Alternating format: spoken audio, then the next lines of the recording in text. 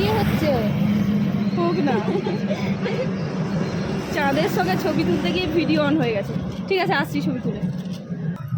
সন্ধ্যাবেলায় এইখানটায় না লাইট নেই রাস্তায়, মুখ দেখা যাচ্ছে না, ওই জন্য ফোনের ফ্ল্যাশ অন করে আমরা কথা বলতে বলতে যাচ্ছি। অদ্ভুত মানুষ আমরা। আর এখানে আমি রথের ছবি দেখছি, এই যে রথের ছবি। কোথায় যাচ্ছি বনু? এখন আমরা হনুমান মন্দিরে এসে গেছি।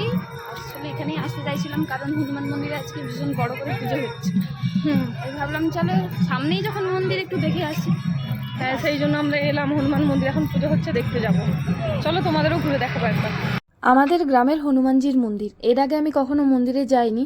এর জন্য যে কোনো আলাদা কারণ আছে তা কিন্তু না, বাইরে থেকে আমি মন্দিরে প্রণাম করে এসেছি, কিন্তু মন্দিরের ভেতরে যাওয়া হয়নি।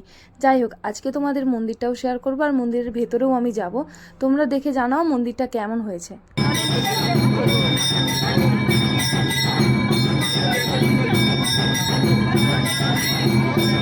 চলো এবার যাওয়া যাক মন্দিরের ভেতরে। প্রথমে গিয়ে পা ধুতে চলে গেলাম, কারণ পা না ধুয়ে মন্দিরে ওঠাটা শোভনীয় নয়। হাত পা ধুয়ে মন্দিরে ওঠাটাই ভালো, কারণ তাতে পবিত্রতা বজায় থাকে।